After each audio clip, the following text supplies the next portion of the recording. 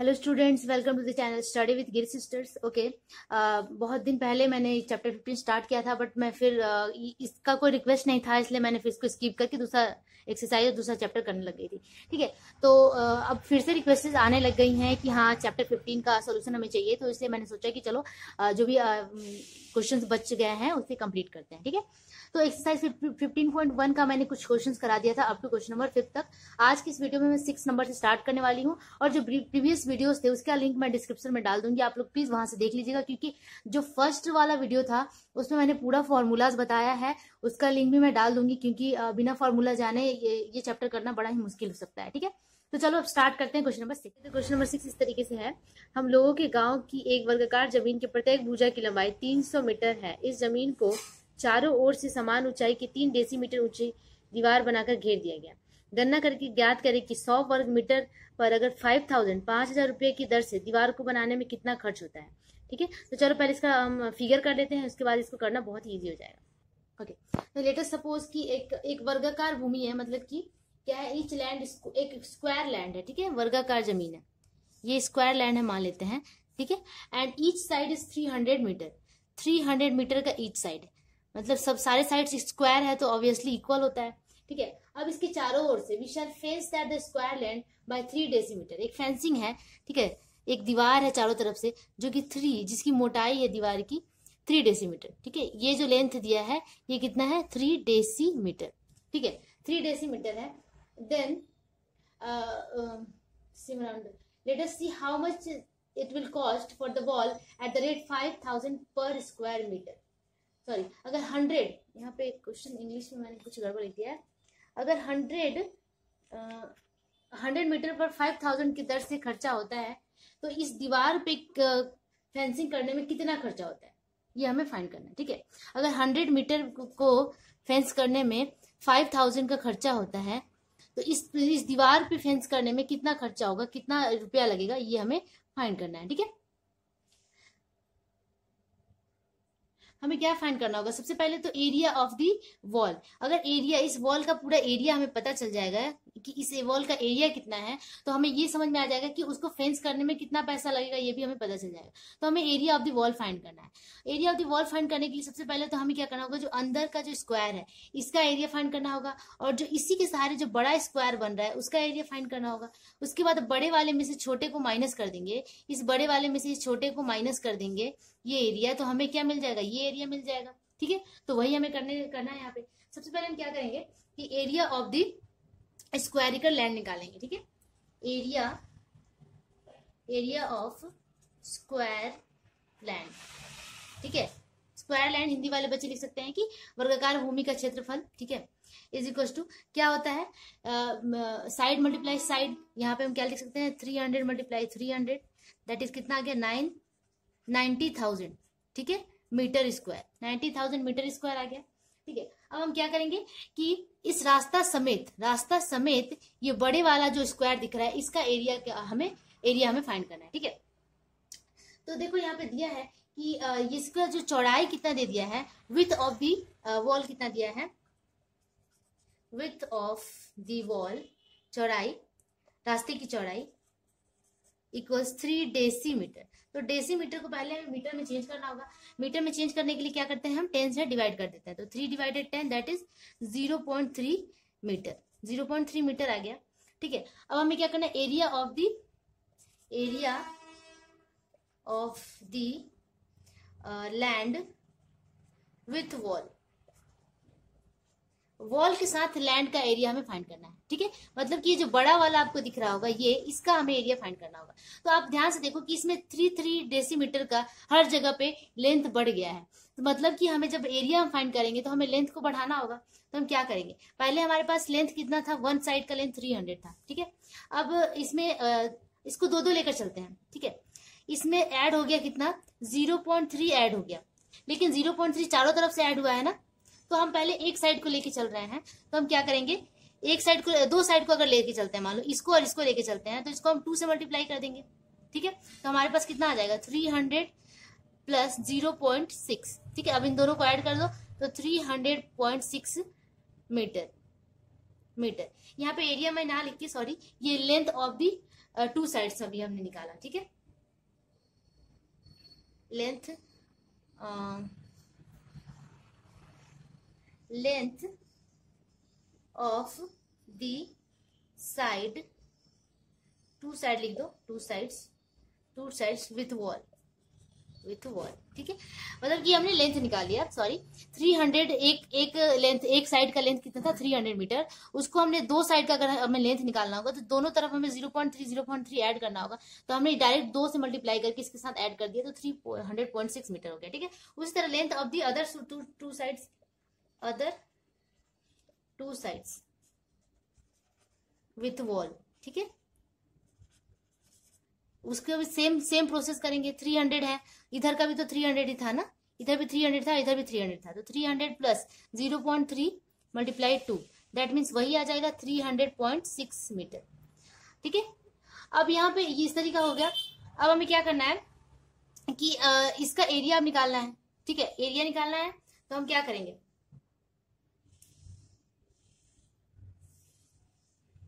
Area with wall, area find करना है। तो हमारे पास क्या है 300.6, ठीक है, मल्टीप्लाई 300.6, क्योंकि भुजा का स्क्वायर फॉर्मूला ही होता है स्क्वायर का एरिया का, या फिर साइड का स्क्वायर, या फिर साइड मल्टीप्लाई साइड, तो साइड मल्टीप्लाई साइड हमने कर लिया। कोई एक साइड भी अगर मैंने निकाला होता तो भी ये चल जाता है, कोई जरूरी नहीं कि आप बस ये भी लिख लो, पहला टू साइड का अगर आपने निकाल लिया तो हो जाएगा इस तरीके से, ठीक है। अब इसको हम मल्टीप्लाई कर लेते हैं, तो आपका ये कितना आ जाएगा 90360.36, ये इतना आ गया, ठीक है। अब ये हमारा एरिया विथ वॉल आ गया, area of land with wall के साथ टोटल एरिया इतना मीटर स्क्वायर आ गया। और हमारे पास ये जो छोटा वाला एरिया था ये कितना है, ये हमारे पास आ गया ये 9000 मीटर स्क्वायर, और ये हमारा आ गया इतना, ठीक है। तो अब हमें वॉल को निकालना है, मतलब कि इस बड़े वाले का मिल गया और इस छोटे वाले का मिल गया, तो इस बड़े वाले में से इस छोटे वाले को माइनस कर देंगे तो बीच वाला हमें मिल जाएगा, ठीक है।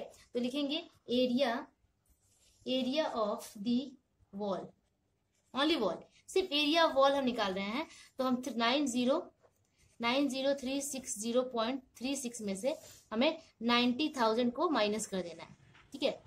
तो अगर 90,000 को माइनस करते हैं तो हमारे पास कितना आ जाएगा 360.36 मीटर स्क्वायर। तो इतना हमारा क्या आ गया, एरिया ऑफ द वॉल आ गया, ठीक है। अब क्वेश्चन में क्या कह रहा है कि कितना खर्चा हुआ, 100 मीटर में 5000 का खर्चा हो जाता है, तो 1 मीटर में कितना खर्चा होगा ये हम निकाल लेंगे, और उसी तरीके से इतने मीटर में कितना खर्चा होगा ये भी हम फाइंड कर लेंगे, ठीक है। तो हम लिखेंगे एक्सपेंस या खर्चा, एक्सपेंस ऑफ वॉल पे कितना एक्सपेंस हुआ, ठीक है। तो वही करेंगे कि अगर 100 मीटर पे 5000 का खर्चा होता है, 100 मीटर पे आप देखो कि 100 मीटर पे 5000 का खर्चा होता है, तो 1 मीटर पे कितना होगा 5000 डिवाइडेड 100, ठीक है। तो उसी तरीके से हम यहाँ पे डायरेक्टली करने जा रहे हैं 5000 डिवाइडेड 100, ठीक है। अब अगर इतने में खर्चा हमें निकालना है तो इसको मल्टीप्लाई कर देना होगा 360.36 से, ठीक है। तो बस इसको मल्टीप्लाई कर दो, तो चलो ये 2 जीरो से 2 जीरो पे आप मतलब कि 50 से इसको मल्टीप्लाई कर देंगे तो वो हमारा आंसर आ जाएगा, ठीक है। ओके, तो आप इसको मल्टीप्लाई कर लो 50 से 360.36, और ये 10 हाँ ये है, तो इसको अगर हम हटाते हैं तो यहाँ पे 100 लग जाएगा, 0 से ये फिर से 0 गया। अब इसको 5 से मल्टीप्लाई करके 10 से डिवाइड कर देना है, तो आ जाएगा आपका 18018 मीटर स्क्वायर, ठीक है। बट आपके बुक में ये आंसर मैच नहीं करेगा, बुक में आंसर दिया है 17982 दिया हुआ है, ठीक है। इतना रुपीस दिया हुआ है, सॉरी ये रुपीस होगा, I am so sorry, rupees दिया हुआ है, बट उतना नहीं होगा, आप करके देख लेना, यही आपका सही आंसर है। वो बुक का आंसर गलत दिया हुआ है, क्योंकि बनाने का एक यही तरीका होता है और इस तरीके से बनेगा, ठीक है। होप आप लोग को समझ में आया होगा। तो चलो अब नेक्स्ट क्वेश्चन पे मूव करते हैं। तो नेक्स्ट क्वेश्चन इस तरीके से है कि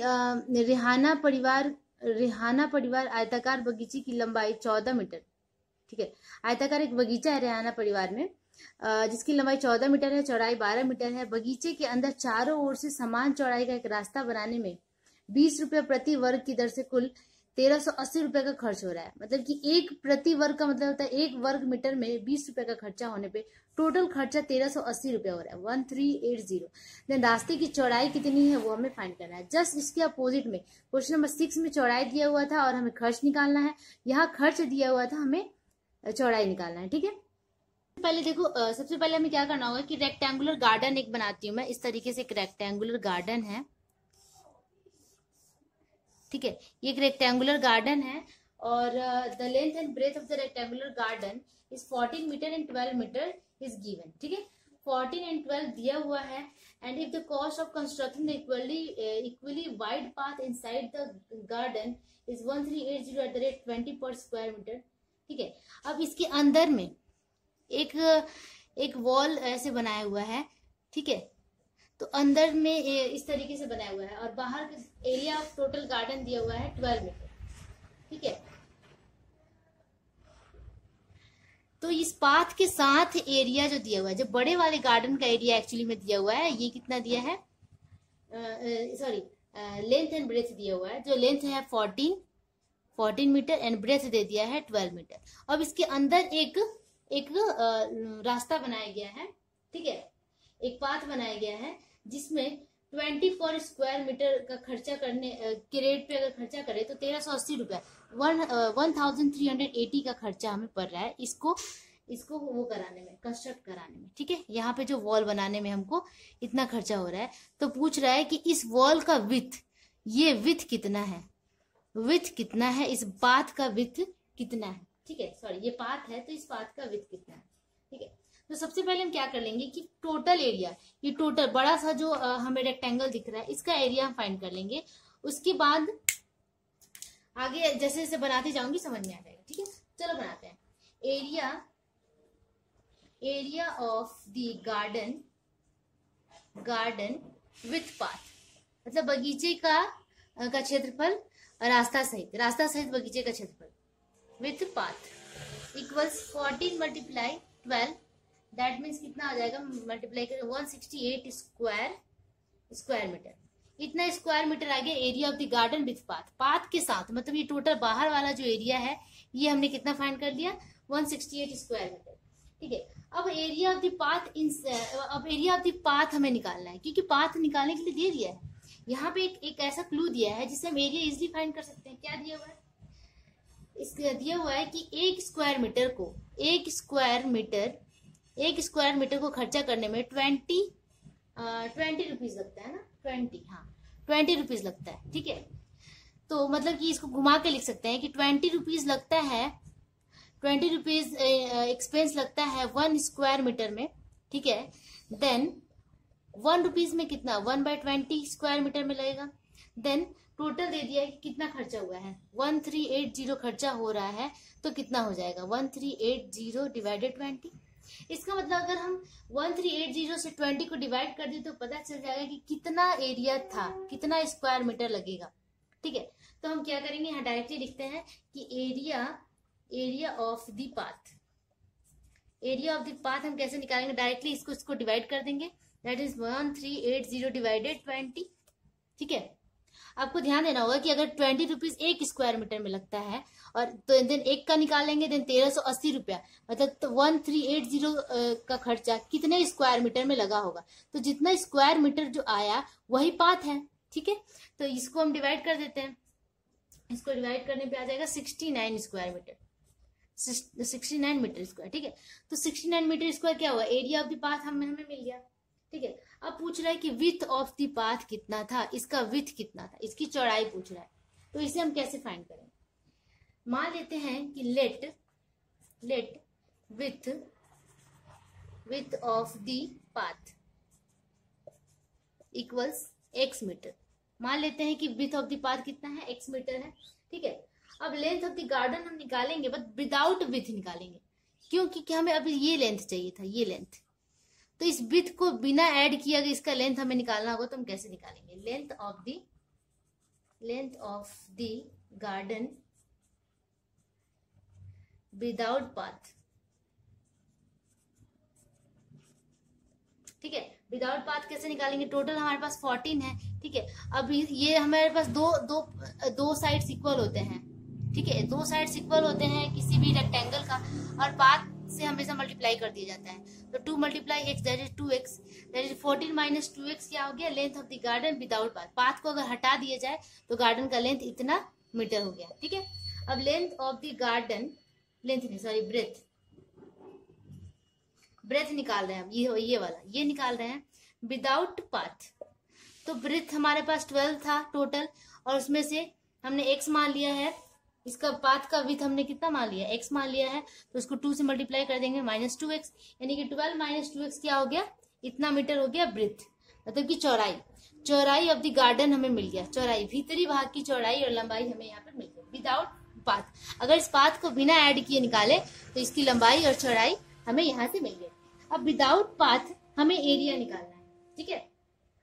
तो हम निकालते हैं area of garden without path,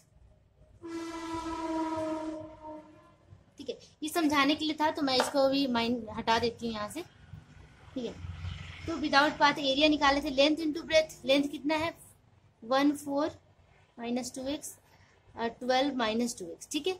अब दोनों को मल्टीप्लाई कर देंगे तो एरिया ऑफ दी गार्डन हमें मिल जाएगा, ठीक है, एरिया ऑफ द गार्डन। तो चलो इसको मल्टीप्लाई कर देते हैं, 168 ही आएगा, 168, इसको करेंगे तो -28x माइनस, इसको करेंगे तो -24x plus 2x plus 4x square, इतना होगा। दैट मीन्स कितना आ जाएगा, ये ऐड करते हैं तो 52, 168 - 52x प्लस 4x स्क्वायर, ये area of the garden without path आ गया, ठीक है। अब आप ध्यान से देखो कि हम जब भी रास्ता या फिर पाथ निकालते हैं तो हम क्या करते हैं, बड़े वाले एरिया में से इस छोटे वाले एरिया को माइनस कर देते हैं, तो हमें पाथ का एरिया मिलता है। तो सेम चीज हम यहाँ पे करेंगे, ठीक है। अब हम निकालेंगे एरिया ऑफ पाथ, मतलब कि रास्ते का क्षेत्रफल इक्वल्स बड़ा वाला एरिया हमारे पास है कितना, 168 माइनस छोटा वाला एरिया, ये छोटे भाग का एरिया आया है, मतलब इस पार्ट का एरिया आया है, ये पार्ट का, ठीक है। तो इस बड़े वाले में से इस छोटे वाले पार्ट को माइनस कर देंगे तो हमें ये पार्ट मिल जाएगा, तो वही हम कर रहे हैं। तो पाथ का जो एरिया निकालने के लिए हम क्या करेंगे, बड़े वाले माइनस छोटे वाले, दैट इज 168 माइनस ये पूरा लिख लेंगे 52x प्लस 4x स्क्वायर, ठीक है। अब हमारे पास एरिया पाथ गिवन पहले ही मिल चुका है, ये 69 इक्वल 69 कर देंगे, ठीक है। अब बस काम खत्म, 168 ओनली कैलकुलेशन करना है, माइनस माइनस प्लस 52x और ये -4x स्क्वायर इक्वल 69, ठीक है। अब ये दोनों कट जाएगा, माइनस हो गया। अब इसे इधर लेकर आएंगे और एक इक्वेशन को सॉल्व करेंगे, ओके। तो अब इसे इस तरीके से लिखते हैं हम, -4x square plus 52x minus 69 equal 0, ठीक है। अब यहाँ से मैं माइनस कॉमन ले लेती हूँ, तो माइनस कॉमन लेने के बाद सबका साइन चेंज हो जाएगा, 4x square minus 52x plus 69 equal 0। इसका क्या करेंगे, मिडिल टर्म फैक्टर निकालेंगे। तो 69 4 पहले करेंगे और देखते हैं 69 4 कितना होता है, 69 4 276 हो रहा है, ओके। मैं इसका एक बार कैलकुलेशन कर लूं, तो यहाँ पे 2 से इन दोनों को मल्टीप्लाई कर दिया, 69 से 4 को, तो 276 हो गया।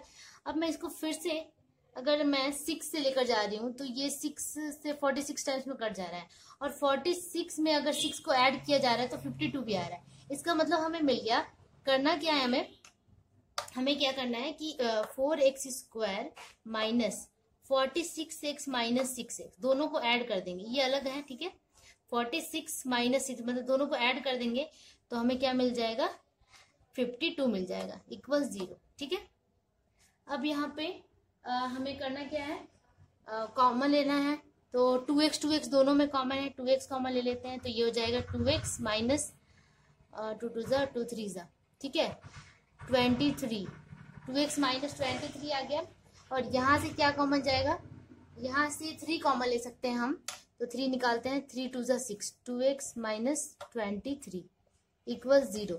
दैट मीन्स ये और ये मैच हो गया, बिल्कुल हम सही जा रहे हैं। 2x माइनस 23 और यहाँ पे 2x माइनस 3 इक्वल 0, और इधर और कर लेते हैं। देन 2x माइनस 23 इक्वल 0 और 2x माइनस 3 इक्वल 0। ठीक है, अब 2x माइनस 23, बट यहाँ पे देखो 2x equals 23 divided x equals यहाँ मिल जाएगा 23 डिवाइडेड 2। ठीक है, 23 डिवाइडेड 2 विथ इतना बड़ा नहीं होता है तो ये आंसर नहीं होगा। बट यहाँ आते हैं, इधर और के पास आते हैं, तो 2x equals 3 and x equals 3/2, 3/2 that is आ गया कितना 1.5 मीटर, जो कि बिल्कुल सही है क्योंकि विथ बहुत ज्यादा चौड़ा नहीं होता है। तो यहाँ पे 11.5 समथिंग आ रहा था तो ये नहीं होता, यहाँ आ रहा था 11.5 जो कि विथ नहीं हो सकता था, इसीलिए हमने इसको चूज कर लिया। ठीक है, इधर और में 1.5 मीटर को। तो आंसर हमारा 1.5 हमने क्या माना था, एक्स हमने क्या माना था, let the width of the path. तो पाथ हमें लिख लेंगे कि hence width of the path equals 1.5 metre answer. तो यही हमारा 1.5 मीटर आंसर हो गया। ठीक है, होप आप लोगों को समझ में आया होगा, बहुत ज्यादा डिफिकल्ट नहीं है, कैलकुलेशन बेस्ड है। ठीक है,